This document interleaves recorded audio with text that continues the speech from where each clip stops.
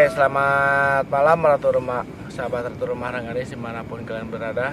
Pada malam Jumat ini kita berada di Pantai Jayanti. Dan sebelumnya perkenalkan dulu, nama saya adalah Kasim. Di Ratu Lembah Rengganis saya sebagai kameramen. Karena saya ada pertanyaan dari beberapa sahabat bahwa ingin mengetahui tentang asal-usul dari Ratu Lembah Rengganis. Siapakah dia? Kita keluar sekarang, kupas tuntas. Kebetulan sekarang Ratu Lembah Rengganis ada di pinggir saya. Silahkan perkenalkan dulu. Siapa namanya? Nama asli apa nama di YouTube nih? Kira-kira Ratu Lembah Rengganis itu nama asli atau bukan? Bukan. Nama Ratu Lembah Rengganis itu di YouTube. Nah, kalau aslinya Erni Listiani. Oh, jadi nama aslinya adalah Erni Listiani. Jadi gini nih, panggilnya apa nih? Teteh aja. Teteh aja. Jadi gini Teh, di dalam beberapa komentar bahwa ada pertanyaan tentang asal usul dari Teteh itu sendiri ya, bahwa gimana sih Teteh itu waktu kecil sampai sekarang sukses. Bisa diceritakan historinya? Disebut sukses sih, tidak seberapa suksesnya. Tidak seberapa. Tapi untuk tidak seberapa untuk hidup dan menghidupi anak-anak, alhamdulillah. Alhamdulillah. Jadi kalau kita bercerita tentang asal usulnya Teteh itu menyakitkan dan mengerikan. Loh, kok bisa? Ya, bisa. Karena ini dibuka ini. Boleh dibuka aja, buka bebas. Mudah-mudahan tidak ada orang-orang yang tersinggung ya. Kita bercerita tentang asal usulnya saya seperti apa. Ya. Jadi asal usul saya terlahir dari orang tua yang berpisah. Bapak ibu saya berpisah selama saya masih di kandungan. Jadi sedih dah. Lahirnya tanggal berapa? Tanggal 25 Juni 1975. 1975. Jadi usia saya tepat di 47 tahun saat itu. Terus tadi awal mulanya perpisahan, maksudnya perpisahan seperti apa gitu loh? Nah, kalau masalah itu saya juga tidak paham, tidak mengerti. Yang saya tanya kepada nenek saya bahwa memang ceritanya waktu saya belum dilahirkan, di usia 4 bulan di kandungan ibu saya, ibu bapak saya sudah cerai. Dan setelah melahirkan, ya saya dititipkan sama nenek di usia 1 bulan. Jadi di dalam kandungan itu Teteh itu udah, keluarga itu ibu dan bapak itu udah berpisah gitu maksudnya? Ya, sudah berpisah. Terus setelah itu diasuh sama nenek? Ya. Sampai ke usia? Dewasa. Sampai dewasa, sampai menikah berarti? Ya, sampai setelah menikah baru lepas. Terus dari perjalanan itu sewaktu kecil ada nggak hal-hal yang menurut Teteh bisa diceritakan gitu lah maksudnya? Banyak yang saya yang akan saya ceritakan. Kalau memang tidak ada yang tidak ada yang tersinggung, saya akan ceritakan semuanya tentang sejarah asal usul saya. Pasti gitu. Sahabat semuanya juga penasaran. Jadi ceritakan dari mulai kecil. Apakah dari kecil itu sama seperti anak kecil biasanya main kesana kemari, baung kayak gitu? Enggak. Jadi gimana tuh?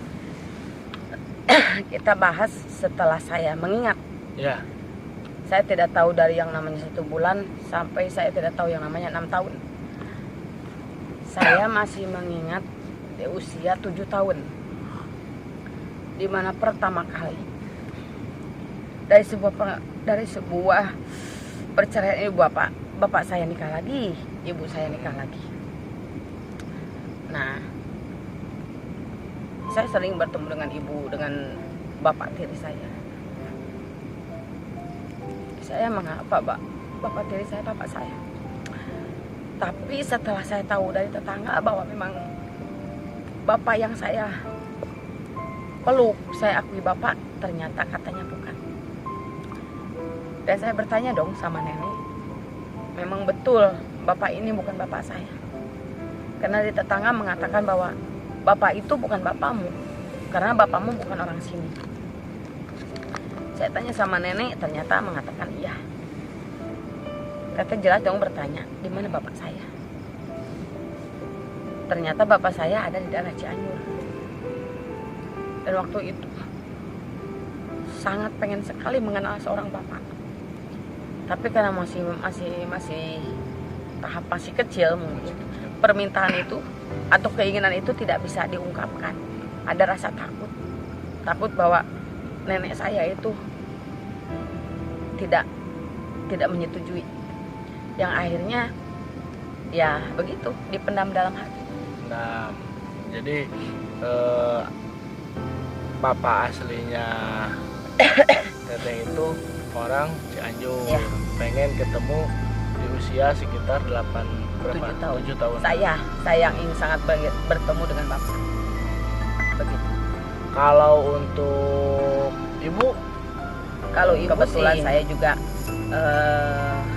waktu itu bareng sama adik saya yang satu ibu, ya ibu saya sering nengok saya sama adik-adik saya. Jadi sering ketemu sama bapak tiri saya, sama mama saya sering ketemu karena memang ada adik saya di situ. oh jadi sering ketemu seperti keluarga yang lainnya. Iya, gitu. kalau ibu saya dan bapak tiri saya nengok adik saya, jelas dia ketemu sama saya. Itu rumah ibu dengan rumah nenek itu berdekatan? Jauh. Jauh. Jadi kalau misalkan rumah nenek kita itu di Jalan Purwakarta, nah kalau ibu saya arah Cikampek. Arah Gitu. Cikampek. Jadi perkiraan antara rumah nenek saya dengan ibu saya itu 2 jam kurang lebih. 2 jam kurang lebih. Terus ketemunya sama nenek sama ibu, berarti ya ibu kandungnya itu berapa bulan sekali? Tidak tentu. Tidak tentu. Jadi segimana ibu bapak dan ibu bapak tiri saya mau nengok adik saya, disitulah saya baru bertemu. Jadi tidak tentu mau 1 bulan 2 minggu atau misalkan 1-2 bulan, nggak tahu saya waktu itu. Yang jelas waktu itu bapak angkat lah ya, jangan bapak tiri lah, bapak angkat sama ibu saya, ya nengok adik saya, ya saya langsung ketemu. Teteh kan sekarang sering memotivasi sahabat-sahabat semua di semua media sosial. Bahkan kita pun nggak tahu bahwa cerita di masa lalunya itu sangat sedih, tragis. Boleh dong cerita sedikit, panjang juga nggak apa-apa. Kok bisa dari setragis itu bisa memendam rasa pedihnya itu, jadi nggak kelihatan kepada halayak umum. Boleh diceritakan gitu? Kalau boleh itu juga. Jadi belum apa-apa udah sedih. Ceritanya sangat mendalam ya. Jadi segala sesuatu, kenapa sampai Teteh selalu memotivasi untuk orang banyak bahwa hidup itu harus bahagia dan kebahagiaan itu kita yang ciptakan. Karena memang dari perjalanan setelah tahu perceraian orang tua dan saya hidup di bawah bimbingan nenek, saya paham arti sebuah kehidupan. Saya paham arti sebuah perjuangan. Saya juga paham arti sebuah pengorbanan hidup. Karena ya pahit getirnya kehidupan saya memang saya yang merasakan sendiri. Terlepas dari ibu bapak saya tahu. Karena apa? Karena saya dididik oleh nenek saya dengan kekuatan jiwa. Saya tidak pernah seperti orang lain yang sama, ya seperti saat inilah. Saat ini yang anak-anak yang begitu bahagia, segala sesuatu minta kepada orang tua, segala sesuatu dimanjakan, segala sesuatu diberikan. Saya jauh dari itu. Untuk saya bertemu pun dengan orang tua itu harus betul-betul memohon kepada nenek saya bahwa saya kangen sama mereka. Itu. Dan cerita yang ya namanya hidup. Nenek saya dengan pensiunan, dia pun merawat 4 anak yatim. Anak dari bibi saya. Dan saya cucu paling besar dan paling lama diurus sama beliau. Dan mungkin saya dituntut untuk lebih biasa dalam semua hal, dalam sisi apapun gitu. Jadi saya tidak diberi kesempatan untuk bermain. Saya tidak bisa diberi kesempatan untuk bercanda dengan teman-teman. Nenek saya selalu mengatakan bahwa kerja keras Dari kecil. ya, rajinlah. Karena kalau seorang wanita yang rajin, seorang wanita yang bekerja keras, dia tidak akan pernah sulit untuk hidup. Ya. Jadi nenek saya selalu mengatakan bahwa kamu harus sadar diri. Setelah perpisahan antara ibu dan bapakmu, yang ada hanya nenek. Karena kebetulan ibu saya menikah lagi, punya anak, dan bapak saya menikah lagi, punya anak. Dan itu pun saya nggak tahu entah dari di mana bapak saya, nggak pernah tahu. Lama saya menjalani hidup dengan begitu banyak peraturan dari nenek saya. Satu, harus bekerja keras. Kedua, harus disiplin. Ketiga, jangan lepas yang namanya sholat. Keempat, jangan pernah lepas puasa. Semua itu saya jalani dengan kepatuhan. Karena saya yakin kata-kata orang tua tidak akan pernah bisa salah. Iya. Selalu positif apapun itu. Sekeras apapun itu. Sekeras apapun pendidikannya, sekeras apapun perintahnya, sebenci apapun saya dengan kehidupan saya, tetap saya harus jalani. Karena memang ini jalur atau takdir saya. Sampai di mana saya kangen kepada ibu saya.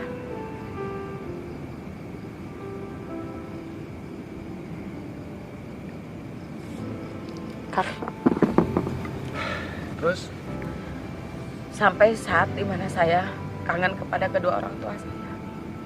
Itu saya di usia dari 7 tahun. Itu saya tidak ceritakan karena memang sangat menyakitkan sekali. Dan mungkin ada beberapa pihak yang tidak menerima.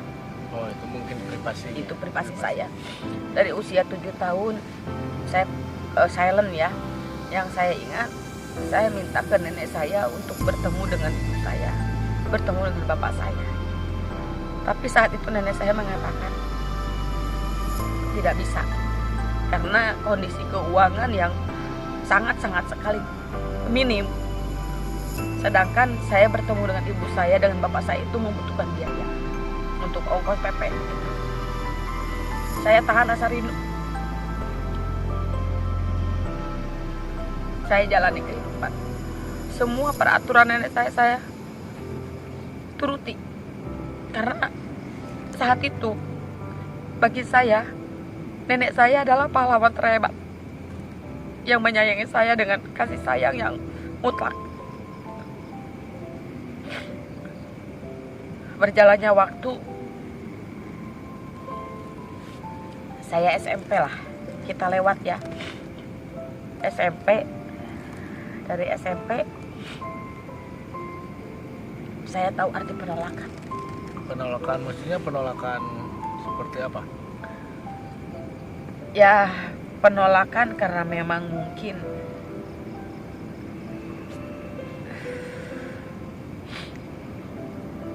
saya terlalu merindukan mereka. Saya terlalu merindukan ibu bapak saya. Saya terlalu merindukan pelukan mereka. Saya juga terlalu merindukan belayan kasih mereka.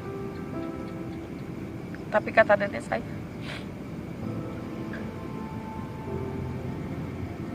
kamu tuh harus kuat. Jangan pernah ada tetesan air mata. Nurut sama ibumu, nurut sama bapamu. Kalau memang kamu inginkan ketemu sama mereka. Dan saya waktu itu selalu mengatakan iya, saya siap. Yang penting saat itu saya pengen ketemu sama ibu saya, sama bapak saya.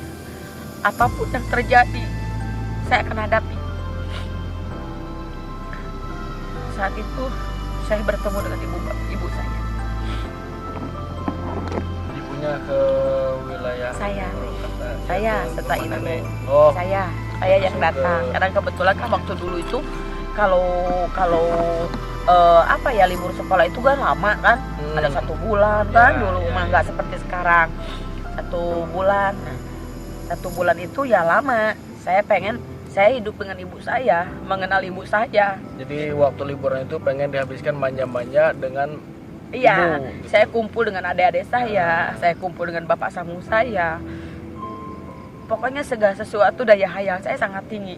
Karena saya banyak melihat dari teman-teman saya yang ibu bapaknya utuh, yang sangat indah gitu, dipeluk, dibelai. Saya nggak pernah mendapatkan main itu. bareng Nah, gitu gitu. loh. Saya nggak pernah dapatkan itu. Makanya saya pikir ibu saya juga akan melakukan hal yang sama. Seperti apa yang ibu-ibu lain lakukan. Ternyata jauh dari apa yang saya inginkan. Ya mungkin bukan saya menyalahkan, mungkin keadaan ya. Mungkin kondisi yang tidak mungkin sama dengan teman-teman saya karena mereka sama-sama masih Tugas utuh. teteh itu maksudnya kayak gimana nih? Piket atau apa? Bukan. Jadi kan dalam satu rumah itu kan nenek saya cuma satu karena Ya. memang kakek saya kan sudah meninggal tahun 1976. Berarti 1 tahun setelah saya lahir. Saya hidup dengan nenek saya. Nenek saya dengan begitu banyak anak. Dan begitu banyak cucu yang harus dirawat dalam kondisi pensiunan. Waktu itu belum ada yang sama sekali kerja. Semua pada tahapan masih mengandalkan nenek saya. Nah, otomatis dari semua pekerjaan itu kan dibagi-bagi nih. Ya. Nah, tugas saya kerja di rumah itu yaitu untuk cuci piring sama ngepel. Cuci piring sama ngepel. Nah, gitu. Jadi tugas saya cuci piring sama ngepel. Jadi antara rumah saya dengan pencucian itu jauh, Pak. Jauh. Ada sekitar 1/4 jam. 4 jam. Jalan Gitu. kaki itu. Ya jalan kaki. Udah nggak mungkin jalan mobil. Zaman sekarang itu kan, zaman dulu itu nggak ada mobil. Nah, dimulailah penderitaan saya di situ. Maksudnya penderitaan. Ya di masa orang lain mah bermain, terus orang lain mah bercanda, bergurau dengan orang tua, terus bermanja-manja. Ya. Di situ saya tidak pernah. Semenjak pembagian. Iya, Tugas pokoknya itu. mah semenjak saya mengingat. Betul. Kalau masalah tugas mah itu tugas kerjaan. Tugas kerjaan. Jadi nenek saya mendidik saya keras Ya, sekali. ya, betul. Bahwa seorang wanita itu harus cerdas, harus pintar, harus segala bisa. Ya. Karena tidak terhalang wanita itu lemah, itu bohong. Wanita itu harus kuat, lebih kuat dari laki-laki. Ya. Gitu. Dan saya dididik dengan sebegitu keras dengan pendidikan militer. Lebih dari militer kayaknya. Sangat. Lebih dari Sangat. militer. Jadi kalau saya mengeluh, nenek saya mengatakan tidak suka. Dan saya tidak suka kalau nenek saya mengatakan tidak suka. Saya berusaha untuk nenek saya tidak pernah memarahi saya. Saya berusaha menitipkan diri bahwa saya bisa diandalkan dalam segala hal. Dan saya tidak pernah akan mengeluh dalam bentuk apapun. Sesakit-sakitnya saya punya mimpi indah. Saya punya hayalan tinggi Di waktu kecil itu. Dan cita-cita saya hanya ingin kumpul dengan orang tua saya. Cita-cita saya hanya saya ingin dibelai oleh mereka. Saya ingin diakui oleh mereka sebagai anak. Sebagai anak. Kok bisa sampai ada ucapan pengen diaku sebagai anak gitu ya? Berarti ada hal-hal yang jeda antara ibu dan anak itu seperti tanda kutip ya. Iya. Karena kebetulan mungkin sejarah perceraian ibu bapak saya mungkin ada keegoisan dari kasih sayang orang tua masing-masing mungkin. Keegoisannya, mungkin itu Jadi orang tua yang setidaknya tahu tanda lah. kutip bahwa kehadiran saya tidak diharapkan lah gitu. Setidaknya seperti itu. Karena yang saya lihat dan saya rasakan sendiri, setiap saya kangen kepada orang tua saya, itu seakan tidak ada namanya nyambung. Tidak ada. Kenapa tidak ada? Karena kalau setiap saya datang ke tempatnya, saya tidak melihat yang namanya kerinduan dari seorang ibu atau seorang bapak. Tidak ada kerinduan, tidak ada yang namanya sapaan mesra, sayang, itu nggak ada, nggak pernah. Jadi kalau saya kangen sama mereka, ya saya bilang sama nenek karena memang saya membutuhkan biaya untuk pemberangkatan ke tujuan ke mama saya. Tetap nenek saya mengatakan, sudah nanti aja kalau kamu sudah besar baru kamu datang kepada orang tua kamu. Gitu. Jadi saat ini jangan. Waktu itu saya ingat ya, di usia 7 tahun saya pernah pengen ke mama. Saya bilang, Mi, saya ada panggilan nenek saya tuh Mi. Oh, panggilannya Ya. Mi. Ya. Mi, saya pengen ketemu dong sama mama saya. Waktu itu mama saya lagi di Cengkareng ya, karena bapak sambung saya itu proyek waktu di lapangan. Siapa Proyek. sih di Cengkareng itu? Halim ya? Halim. Halim. Di situ saya masih ingat. Di usia 7 tahun itu waktu saya bercerita nih. Iya. Terlepas dari pihak manapun, ini kan harus mendetil ya. Ya. Jadi biar nggak ada pertanyaan lagi lah. Jadi gitu. Jadi saya waktu itu sampai nangis-nangis ke nenek, saking pengen ketemu sama mama. Pesan nenek saya mengatakan, jangan pernah melawan dalam bentuk apapun. Kalau ademu atau siapapun melakukan apapun, kamu cukup diam. Mau melakukan apapun, kamu harus diam. Diam. Jangan pernah berlawan. Maksudnya nenek itu bilang seperti itu pasti ada tujuan lain lah. Nggak tahu tuh. Saya tidak tahu masalah nenek sampai bicara seperti itu, saya tidak tahu. Yang penting nenek selalu mengatakan bahwa kalau kamu ingin ketemu sama ibumu, apapun yang dia lakukan, kamu nurut saja. Menurut aja. Walaupun apa yang terjadi. Apapun. Sebelum ke Cengkareng itu. Iya, itu amanat dulu. Saya akan antarkan kamu ke ibumu, tapi dengan satu syarat. Apapun yang ibu kamu lakukan, bapak kamu sambung lakukan, kamu cukup diam. Dan ataupun saudara perempuan kamu yang dari bapak sambung melakukan apapun, kamu cukup diam. Cukup diam. Terus setelah itu mengiyahkan. Iya. Karena ada rasa kerinduan seorang Sangat. anak pengen ketemu Iya. dengan ibu kandung, dengan mamahnya ya. Terus setelah perjalanan ke Cengkareng itu sendiri atau sama Enggak lah, karena waktu itu tidak mungkin sendiri ya. Karena memang saya itu kan ditemenin sama nenek saya, ditemenin, dianterin gitu. Dengan komitmen yang seperti itu, harus mengalah, itu wajib itu hukumnya. Dari nenek bilang kepada saya, ya sudah. mutlak gitu ya. Dan apa yang nenek katakan, awalnya saya bertanya, kok nenek seperti itu sih ngomongnya? Ada apa sih?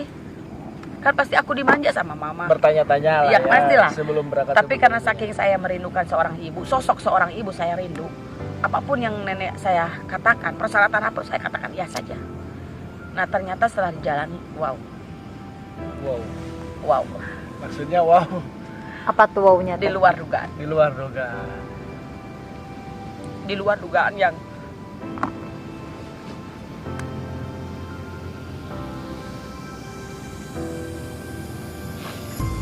sangat di luar dugaan saya.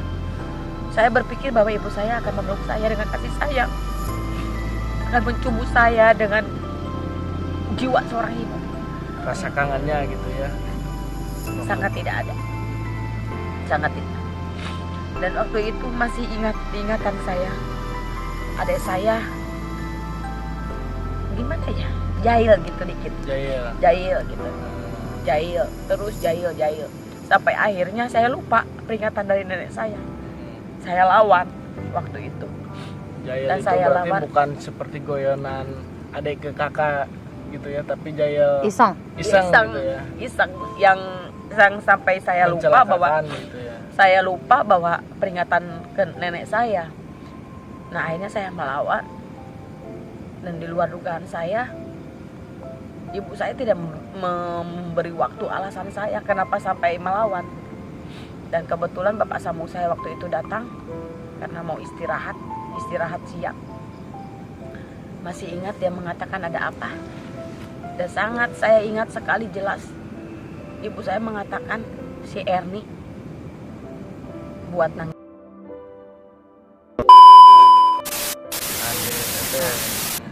Nah, saya kan membela diri. Diceritakan alasannya. Iya, kenapa. tapi tidak diberi kesempatan. Yang akhirnya bapak saya menyuruh ibu saya membawa lidi 3. Lidi 3. Maksudnya 3 apa teh? Ya tiga lidi. Oh, 3 Itu lidi. kan lumayan lidi itu. 3 Bisa. lidi.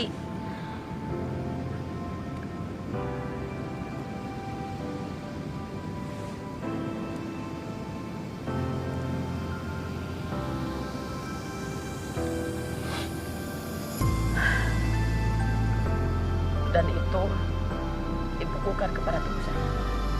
Bukan oleh bapak sambung saya. Bapak. Dan ibu saya melihat jelas. Entah beliau saat ini lupa atau tidak, yang jelas itu termemori dari hidup saya. Maksudnya nggak ada perlawanan sama ibu, Pembelaan. gitu, pembelaan. Malah ibu saya melihat sembari menggendong adik saya. Dan melihat waktu saya itu dicambuk Pakai dengan 3 lidi itu. Dan saya tidak sakit dengan bapak sambung saya. Walaupun sakit. dipukul beberapa 1000 kali pukulan pun saya nggak sakit. Nggak sakit. Yang jadi sakit itu melihat ibu saya, melihat saya disiksa orang lain. Ibu kandung asli melihat ya kalau ada rasa keibuan ya. Mohon maaf kalau ada rasa keibuan, biasanya kalau lihat anak dipukuli sama ayah sendiri pun tetap ada ya itulah. Ya itu yang saya sebut luar biasa. Karena padahal saya sebagai anak tidak tahu latar belakang mereka berpisah. Karena saya tidak mau terlahir dari ke dunia ini dengan seperti ini. Kalau akhirnya seperti ini. Iya. Karena seorang anak gak bisa memilih orang tua yang mana yang mau minta dilahirkan. Enggak. Kalau bisa waktu itu saya minta ke Allah, saya tidak terlahir. Semakin hari keadaan semakin tidak menuntut saya untuk betah. Sampai saya memanggil waktu itu, saya bilang, Mi, Eri ingin pulang. Itu Mi, pihak batal. Jadi Pihak saya batal. nangis, saya jerit di bawah di atas bantal. Saya bilang, Mi, saya pengen pulang. Mi, saya pengen pulang. Karena kebetulan mungkin nenek saya itu yang ngurus saya dari kecil, yang pada akhirnya nyampe. seperti ada ikatan batin kayak gitu. Nah, ya. gitu. Nah, kebetulan waktu itu saya pas dimarahin sama bapak sambung saya, ada mi saya, ada nenek saya. Jadi maksudnya waktu dipukulin itu pas Mi itu datang langsung ke... Ada. Kebetulan ada. Nah, waktu itu nenek saya nangis. Dia bilang keterlaluan. Dan ada juga saksi hidup yang walau alam dia masih hidup atau tidak. Itu pembuat roti waktu itu si Cici. Dia bilang suruh pulang saja, Mi. Bawa cucumu karena di sini tidak mungkin dia hidup lebih lama. Dan itu masih jelas sampai saat ini. Dan mungkin ibu saya yang menonton dimanapun, entah dia lupa atau apa, yang jelas saya masih mengingat dan itu tidak rekayasa. Semua yang terjadi di kehidupan saya itu membuat saya penuh dengan dendam. Tapi dendam bukan dendam dia, bukan ibu saya, bukan. Tapi dendam tentang bahwa saya harus membuktikan. Sekalipun saya tidak diakui ibu bapak saya, tapi saya punya nenek saya yang hebat, yang kasih tanpa batas, tulus, seperti itu. Saya pulang, sudah pulang, menjalani kehidupan seperti biasa. Enjoy. Jadi enjoy. Gitu. Harus bisa menutupi. Harus bisa. Jadi di mata nenek saya itu harus bisa kuat. Di mata siapapun, saya itu harus bahagia. Karena kata nenek saya, sekalipun kau meneteskan air mata darah, orang lain tidak akan pernah bisa memahami. Sekalipun kau istilahnya menderita, kamu bagi pun penderitaan kamu, tidak akan pernah ada yang menolong. Yang menolong itu dirimu dan Tuhan. Apapun yang terjadi dalam kehidupan, jangan pernah meneteskan air. Seperti itu. Dan saya jalani, ya alhamdulillah. Gitu. Jadi luar biasa. Perjalanan hidup saya luar biasa. Kenapa sampai saya mengatakan bahwa berbahagialah, karena kebahagiaan itu ada di hati kita dan di cara kita. Ya karena memang saya menjalani kehidupan yang mungkin di zaman saat ini tidak pernah ada yang bisa mengalaminya. Jadi misalkan gini, jadi waktu SD saya itu jualan ya apa aja yang mereka suruh jualan, gitu. Yang penting saya punya untuk jajan. Karena waktu itu moneter kalau nggak salah ya. Belum. Jauh-jauh ke moneter. Jauh ke Jadi waktu kecil saya itu tidak pernah meminta jajan kepada nenek saya, karena saya sadar nenek saya itu punya uang dari mana. Ya. Karena beliau itu kan dapat uang 1 bulan sekali karena pensiunan. Dan harus Sedangkan menghidupi anaknya. iya anaknya sama anak yatimnya juga banyak. Ya. Jadi kalau saya kasih beban nenek saya, gimana nenek saya sakit? Ya. Terus siapa yang sayang saya? Itu Kan tidak ada. waktu kecil udah punya pikiran Udah seperti berpikir Udah seperti mandiri itu. sendiri berarti. Ya, jadi waktu saya berpikir selalu begini, kalau misalkan teman-teman saya nih bawa yang namanya buah-buahan, entah itu jambu, entah itu buah atau apapun, duku apa aja gitu, saya nggak mungkin bisa beli karena nggak ada uang, dan saya tidak mau meminta kepada nenek saya. Yang pada ujung ceritanya saya berpikir setiap buah-buahan ini pasti ada pohonnya, dan saya sepulang dari sekolah saya mencari pohon yang saya inginkan. Saya mencari pohon yang saya inginkan, yang akhirnya saya dapat. Nah, saya kasih ciri nih. Oh, nanti kalau misalkan saya pulang lagi, saya mau ke arah sini nih. Pasti karena angin atau apa, pasti ada yang jatuh deh. Ya. Yang penting saya bisa memakan apa yang saya lihat dari teman-teman saya. Dan akhirnya berhasil. Jadi segala sesuatu saya selalu berproses. Saya selalu berpikir bahwa apapun yang mereka makan, yang saya tidak mampu beli, itu pasti akan saya makan. Karena saya yakin itu pasti punya pohon. Buah itu ya. Iya, gitu. Jadi prosesnya seperti itu. Jadi apapun orang kaya, teman-teman saya yang kaya atau teman-teman yang saya yang utuh rumah tangganya, itu selalu saya cerminkan. Suatu saat nanti saya ingin menjadi orang tua seperti mereka. Terlepas dari takdir saya, suatu saat nanti saya akan menjadi seorang ibu yang hebat untuk anak. Karena apa? Karena diabaikan orang tua itu sangat sakit. Dan yang paling menyakitkan di kehidupan saya waktu itu, saya kangen bapak saya. Saya bilang juga ke nenek saya bahwa saya pengen ketemu sama bapak saya, karena kebetulan saya tidak pernah bertemu sama bapak saya. Dan nenek saya mengatakan, jangan, takut kamu sakit hati. Saya bilang sesakit apapun tindakan bapak saya akan saya terima, yang penting saya melihat wajah bapak saya aja. Karena saya iri dengan teman-teman saya yang selalu bercerita tentang bapaknya, tentang ibunya, dan saya pun ingin berbicara tentang bapak saya. Jadi kalau teman-teman ngobrol tentang ibu bapaknya, saya juga bisa menceritakan ibu bapak saya. Ya. Akhirnya nenek saya nganterin saya ke daerah Cianjur. Kebetulan bapak saya itu sebagai konektor bis. Konektor bis. Nah, saya datang ke ibu tiri saya, ibu sambung saya, dan dia antarkan saya ke terminal. 3 jam kurang lebih saya datang ke sana menunggu bapak saya hadir. Sembari hati saya tidak menentu, antara pengen cepat ketemu, antara takut, antara bahagia, itu campur aduk menjadi satu. Seakan mimpi saya bertemu dengan seorang bapak gitu. Dan di bayangan saya, di hayalan saya, pelukan bapak itu sangat saya rindukan gitu. Sangat saya rindukan. Tapi waktu itu udah kenal sosok ayah itu? Ya belum. Makanya saya nunggu 3 jam di terminal itu, saya belum ketemu bapak saya sama sekali. Dari lahir sampai pengen ketemu? Enggak pernah, dari umur berapa ya, tapi itu kan cuma lewat doang. Iya. Jadi nggak pernah bertatap muka. Iya. Gitu.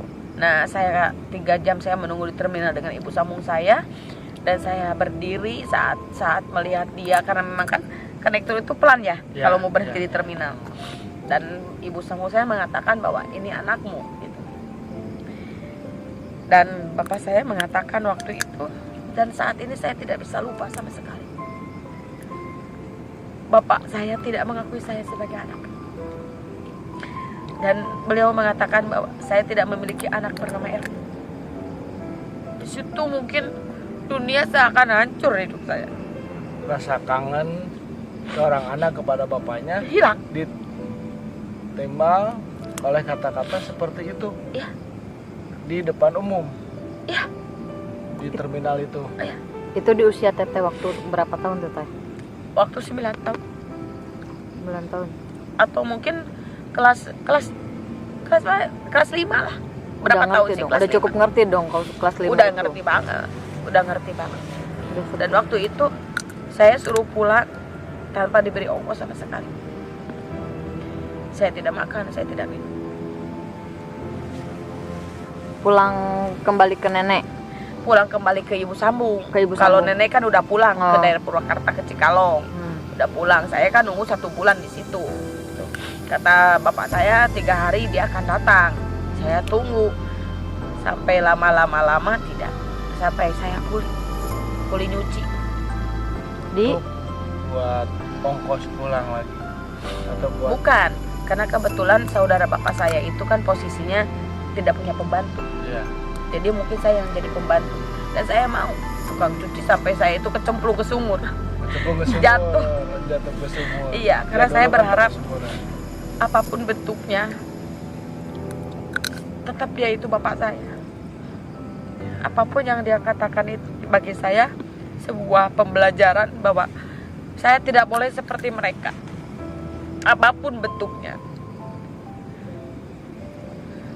Yang jeleknya saya akan hempaskan, yang bagusnya akan saya ikutin. Saya terlahir dari seorang ibu bapak yang mungkin belum dewasa saat itu. Makanya saya meminta kepada Allah, andai suatu saat nanti saya punya jodoh, jangan pernah ada perpisahan. Ternyata Allah berkehendak lain. Saya bercerai karena ada satu di antara 2 hal. Tapi saya sudah janji, saya tidak akan pernah seperti ibu bapak saya. Saya akan menjadi seorang ibu bagi anak-anak saya yang sangat kuat. Saya akan melindungi mereka seperti mimpi saya di saat saya ingin dilindungi oleh ibu bapak saya. Makanya selalu mengatakan bahwa hidup itu adalah sebuah keindahan, proses yang betul-betul harus dinikmati. Kenapa sampai saya selalu memotivasi orang banyak, siapapun yang dekat dengan saya atau siapapun yang membutuhkan pertolongan saya, itu selalu saya memberikan motivasi bahwa hidup tidak cukup dengan mengeluh. Hidup adalah sebuah perjuangan, pengorbanan. Karena kesuksesan tidak mudah seperti kita membalikkan telapak tangan. Begitu banyak hal yang harus kita lalui, begitu banyak hal yang harus kita korbankan. Nikmati prosesnya. Nah, begitu nikmati prosesnya. Sampai SMP saya lalui. Nah, sampai SMA, dari lulusan SMP ke SMA, saya ikut dong, pengen ijazah SMA, ya kan? Pengen ijazah SMA, saya ikutin tuh sama tetangga saya. Nah, saya ikutin sana. Ya udah diikutin sana teh, saya daftar dong ke sekolah negeri Cikalong dan saya lulus. Nah, alhamdulillah saat itu saya membayangkan nih, nenek saya pasti bahagia saya lulus SMA negeri nih, kan gitu. Karena SMA negeri itu tidak membutuhkan biaya waktu itu kan, seragam, sepatu semua. Iya, itu udah ditanggung sekolah. Nah, nenek saya malah nangis. Dia bilang, biayanya dari mana? Ongkos kamu tiap hari dari mana? Jajan kamu itu dari mana? Gitu. Jadi pertanyaannya itu pembiayaan. Saya bilang, saya berjanji tidak akan pernah meminta sepeser pun. Apapun yang penting saya izinkan sekolah. Mau saya itu jalan kaki kayak ke sekolah, mau itu saya tidak jajan kayak ke sekolah, saya nggak peduli. Yang penting saat itu saya bisa sekolah. Pikir saya, kalau saya punya ijazah, saya bisa melamar. Setidaknya saya ke pabrik lah atau kemana. Setidaknya saya bisa membantu perekonomian nenek saya. Ya. Gitu. Saya ingin kalau membalas budi tidak mungkin terbalas. Karena kasih sayang itu tidak ada balasan. Tidak bisa. Tapi setidaknya saya membantu. Pikir saya, tapi nenek saya tetap nolak. Akhirnya saya komitmen sama nenek saya berjanji sama nenek saya bahwa memang saya tidak akan pernah meminta apapun. Nenek punya uang ngasih saya, ya alhamdulillah, kita juga tidak jadi masalah. Maka saya cari cara untuk gimana saya bisa bayar SPP, saya bisa sampai dari rumah ke sekolah. Yang jelas saya harus berjuang. Itu dilakukan waktu diterima SMA sampai lulus SMA tanpa pure tidak. biaya. Tidak, kadang-kadang nenek saya kalau udah gajian dikasih ngasih gitu. Dan misalkan nih dari kan itu waktu dulu SPP 3.500 ya per bulan. Ya dulu pakai Tahun berapa SPP. ya? 91 dah. 92 gitu ya. 92 saya masuk SMA waktu itu. 92 saya masuk SMA. Di situ saya sudah mulai untuk saya lebih perih lagi dalam hidup. Saya lebih bisa mandiri lagi. Jadi waktu saya untuk untuk bayar SPP ya saya jual debu. Debu apa itu? Debu gosok. Abu gosok. Buat cuci piring. Iya, Oh, gitu. iya dulu. Oh ya dulu masih pakai. Kan dulu masih pakai kan. Pakai ya. Heeh. Buat Tapi kastel, kayak gitu tapi ya. saya potong nih teh, maaf teh. Dari mulai berarti keluar SMP ya? Iya. Keluar SMP, masuk SMA itu teteh biaya ibaratnya sendirilah, dibantu sama nenek ya. Nah, untuk biaya dari orang tua sendiri teh apa emang dari ibu atau bapak nggak ada mengasih atau gimana Kalau dari mama tiap ada. bulan? Alhamdulillah kalau dari mama ada. Gitu. Ada dikit-dikit lah gitu yang mungkin Ya. bukan langsung ke saya, ya ke nenek saya gitu. Tapi terlepas bentuk apapun saya tidak akan pernah bisa melupakan ibu saya. Kebaikan ibu saya mungkin ada. Cuman kan waktu itu saya tidak pegang uang dari beliau langsung. Iya, Gitu. iya. Tapi kebanyakan saya bayar SPP atau jajan gitu saya cari sendiri. Dan kebetulan waktu itu saya tidak pegang uang. Teman-teman sekolah kalau istirahat yuk kita jajan yuk, kita jajan kan betul. gitu ya. Gitu. Gitu. Nah, kita jajan. Saya selalu menolak karena memang tidak ada uang yang harus saya jajankan, kan nggak ada. Gitu. Nah, karena malu saya berinisiatif saya akan puasa. Jadi kalau misalkan saya berpuasa, setidaknya saya punya alasan untuk kepada teman saya bahwa saya lagi puasa. Jadi saya tidak terlalu malu. Setiap ke sekolah tidak punya uang pegangan untuk jajan. Dan saya berjalan dari yang namanya rumah sampai sekolah itu jalan kaki kebanyakan. Tapi kadang-kadang ada juga kalau nenek saya udah pensiun, udah dapat gaji, saya dikasih untuk ongkos gitu. Itu Dari kan rumah ke sebulan sekolah. sekali, paling seminggu lah kerasanya. Iya, tapi alhamdulillah. Jadi kebanyakan ya jalan kaki kalau saya. Dari rumah ke sekolah itu butuh waktu berapa jam teh? Ya kalau misalkan kita dari sini 6 jam, Berangkatnya maksudnya berangkat. 6 jam 6 ya nyampe jam 7, 1 jam. 1 jam. 1 jam untuk jalan kaki. Itu Pulang selama pergi. 3 tahun dilalui. Ya selama itu.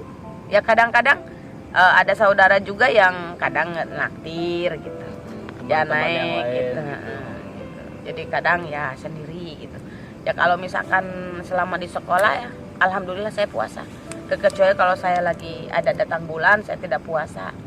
Nah, waktu itu ada satu kejadian yang sangat luar biasa yang mungkin saat ini pun saya tidak pernah bisa lupa. Karena di sekolah waktu itu harus diadakan akte ya. Akte lahir. Akte lahir. Ya, pengumpulan akte. Akte lahir. Dan waktu itu hanya satu yang belum terkumpul. Saya. Teteh aja. Jadi saya tidak bisa mengumpulkan akte karena saya pun tidak tahu bapak saya di mana dan saya udah tahu banget bahwa bapak saya tidak mengakui saya. Yang akhirnya waktu itu saya tidak lagi puasa, saya lagi kedatangan bulan. Saat itu saya punya laba dari debu tuh 500 ya. Hari Sabtu itu masih ingat hari Sabtu saat saya sudah olahraga, saya sudah membayangkan saya mau makan bakso nih. Karena kebetulan kan bagi saya beli bakso itu sangat Wah, wow banget. wow banget. Saya beli bakso dong. Saya beli bakso. Baru ada berapa suap ya, 2 atau 3 suap saya dipanggil guru. Panggil teman, kata teman tuh katanya, kamu katanya dipanggil sama guru Anu gitu ya. Tapi saya tidak sebutkan namanya. Guru Anu gitu. Nah, pas saya mau masuk kantor, dia sudah berdiri dong di depan pintu. Ya. Dia bilang, kapan kamu katanya akan kumpulkan akte? Kamu kayak anak jadah saja. Kayak anak jadah saja yang tidak punya ibu bapak mungkin mungkin. Ya kalau misalkan ibu bapak saya sayang sama saya kan akte pasti ada. Iya. Nggak mungkin menghambat yang lain kan. Nah guru saya pun saya tidak pernah benci. Mereka tidak pernah benci siapapun karena kesalahan ada di saya. Iya. Gitu.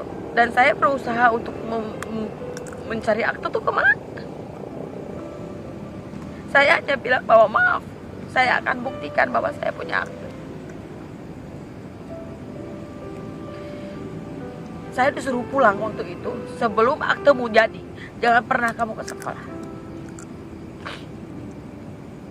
Dan saya lapor ke nenek saya. Dan waktu itu saya dikasih ongkos 2.000 karena memang waktu dulu baru masih ongkos 500 ya, pakai elop gitu. Harus PP. Tuh, nanti kalau misalkan kamu udah nyampe sana, kamu temuin saudara. Nah, pas datang ke sana jawabannya nggak ada ibu saya, nggak ada bapak saya. Kata Mbak juga. Iya, kata nenek saya dari pihak bapak. Jadi tidak ada. Jadi tidak ada nenek, tidak ada bapak saya.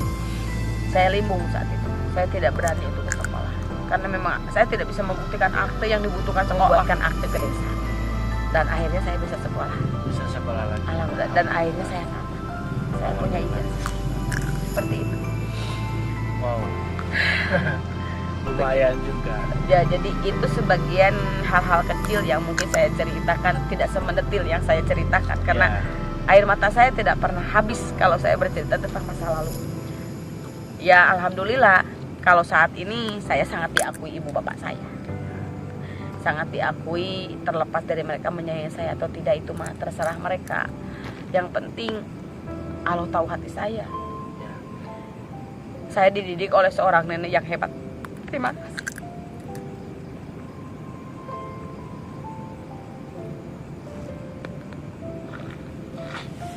Pada saat ini saya menjadi seorang ibu single parent gitu, membiayai 4 anak. Wonder Woman. Dan saya tidak pernah mengeluh. Saya tidak pernah meminta kepada mantan saya untuk membiayai anak saya. Yang penting anak saya utuh kasih sayang sekalipun saya berpisah karena takdir. Saya mengatakan kepada anak-anak saya bahwa hidup tidak mudah.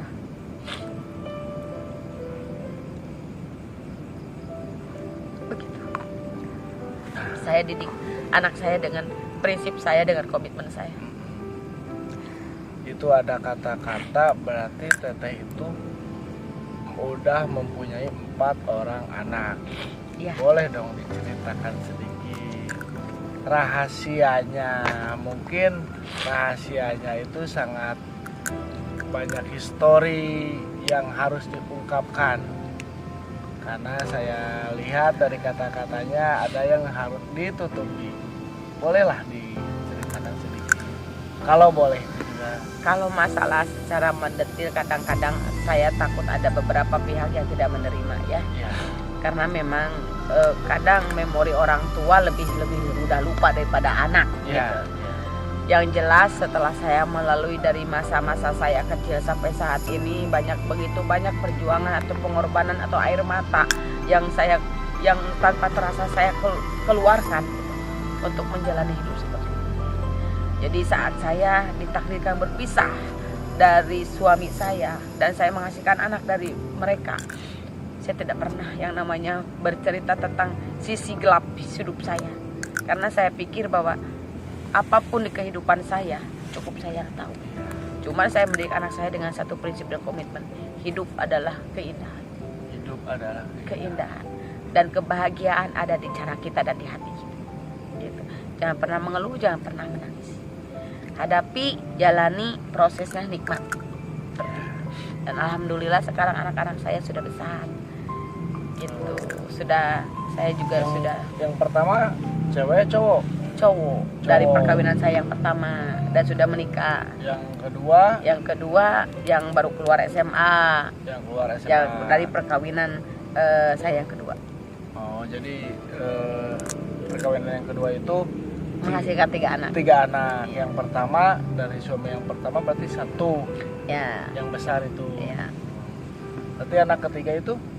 Anak ketiga ya si cantik. Cantik. Cuma dari 4 anak itu 1 cewek. 1 cewek dari 4 orang anak itu. Semoga nasibnya tidak seperti itu. Amin ya Allah ya Rabbal Alamin. Semoga anak-anak saya sukses, menjadi orang yang hebat untuk dirinya dan untuk orang banyak. Amin. Semoga anak-anak saya tidak mengalami nasib seperti saya. Dan bagi teman-teman semua dimanapun kalian berada, jangan hanya karena pengorbanan, hanya sebuah perpisahan sampai kita menyimpan dendam. Apapun untuk berpisahnya itu takdir. Ya. Jadi jangan pernah melepas tanggung jawab. Jangan pernah karena perpisahannya menyakitkan, akhirnya lupa anak. Ya. Yang ini dendam ke sini, yang ini dendam ke sini, akhirnya anak yang jadi korban. Anak yang tidak tahu apa-apa. Makanya kata orang banyak bahwa perpisahan itu mengakibatkan korbannya anak. Bagi saya bukan seperti itu. Korban anak itu karena keegoisan dua orang dalam kehidupan. Ibu dan bapaknya tidak bisa menerima takdir. Dari saya merubah semua itu menjadi satu kekuatan saya. Anak saya dan suami saya bisa berpisah karena takdir, tapi tidak dengan anak-anak saya. Anak-anak saya akan menerima kasih sayang dari bapaknya dan akan menerima kasih sayang full dari saya. Dan saya tidak mau anak-anak saya seperti saya menangis penuh full keseharian. Hanya untuk apa? Hanya untuk pengakuan dari kedua orang tua. Dan saya sampai saat ini merasa bangga terhadap anak-anak saya. Dan saya bangga akan hidup saya bahwa saya tidak pernah menyusahkan orang tua saya. Alhamdulillah. Karena apa? Karena mereka tidak mengakui saya. Coba kalau mengakui saya, jelas dong mereka direpotkan oleh saya kan. Terakhir, untuk terakhirnya barangkali ada anak ceritanya sangat jauh dari dugaan sampai sesosok tegar ini. Teteh yang sangat bukan tegar, terpaksa tegar. Nah, terpaksa tegar karena keadaan kondisi. Jadi menurut Teteh, apa sih pesan-pesan Teteh untuk orang tua yang sahabat orang tuanya yang ada di pesan-pesannya? Para orang tua di rumah nih. Ya, pesan-pesannya ya pokoknya mah usahakan jangan sampai berpisah. Terkecuali takdir ya. Karena kayak takdir itu tidak bisa kita lawan dalam bentuk apapun. Tapi usahakan sebisa mungkin jangan sampai kata ada berpisah antara ibu dan bapak. Setidaknya dari perpisahan itu menyakitkan bagi anak-anak. Gitu. Sebijaksana mungkin menyikapi kebersamaan. Dan sebijaksana mungkin menyikapi masa depan anak. Jadi rendahkan egonya sajalah. Rendahkan egomu serendah mungkin Sampai orang lain tidak bisa merendahkan egomu. Rendahkan egomu serendah mungkin sampai orang lain tidak bisa merendahkan dirimu. Seperti itu. Mantap. Terakhir, karena harapan Teteh kepada ibu dan bapak Teteh.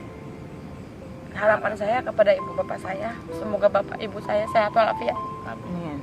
panjang umur, dilimpahkan rezeki, dan mendoakan saya sebagai anak dimanapun kalian berada. Dan khususnya dari hati saya yang paling dalam, saya meminta maaf yang seribu kata maaf. Saya belum bisa menjadi seorang anak yang bisa berbakti full sama orang tua. Apapun yang saya lakukan, hanya Allah yang tahu. Hanya satu pesan saya.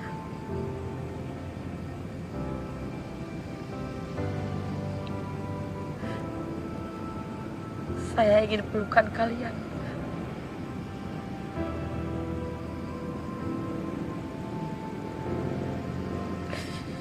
Dan saya ingin kasih sayang kalian yang setulus-tulusnya kepada saya. Mudah-mudahan di malam ini Allah mendengar permintaan saya. Permintaan hati yang paling terdalam. Karena nenek saya selalu mengatakan bahwa saya tidak pernah hadir di dunia ini tanpa mereka. Dan sampai kapanpun saya akan mengharapkan kasih sayang mereka dengan keikhlasan hatinya, ketulusan hatinya, dan jiwa seorang ibu dan bapak saya. Terima kasih. Oke, sekian. Itulah pembicaraan dari Teteh Erni, sang legendaris Ratu Lembah Rengganis. Legendaris atau udah belum bersejarah. Oh, gitu. Yang wow di dunia ini ternyata mempunyai latar belakang yang sangat sangat berharga dan punya poin-poin yang sangat berharga buat kita kehidupan juga. kita. Sekian Dulu mungkin Pak, kita akan lanjutkan lagi perbincangan ini. Waktunya mepet. istirahat. Jadi Terakhir kita, Teh, Ya, untuk berarti sebenarnya sejarah Teteh itu atas bantuan nenekku pahlawanku ya. iya. Nah, Nenekku adalah pahlawanku. Jadi kalau misalkan Wali lagunya nyanyi itu suka didengerin tuh walaupun tidak hafal-hafal kan lagunya, tapi tetap memang nenekku adalah pahlawanku, ibu bapakku adalah orang tua terhebatku. ucapin dong buat neneknya. Masih ada kan ya sekarang ya? Sehat. untuk nenek di rumah. Untuk nenek di rumah.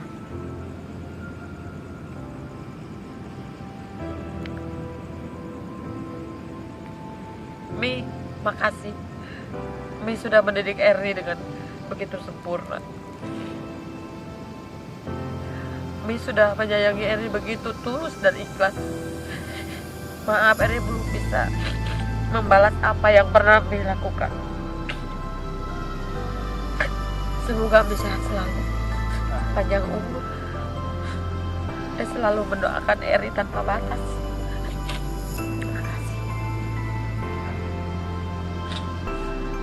Oke, cukup sekian bincang-bincang kita dengan Teteh Erni. Assalamualaikum warahmatullahi wabarakatuh. Salam. Tell me pretty lies, look me in the face. Tell me that you love me.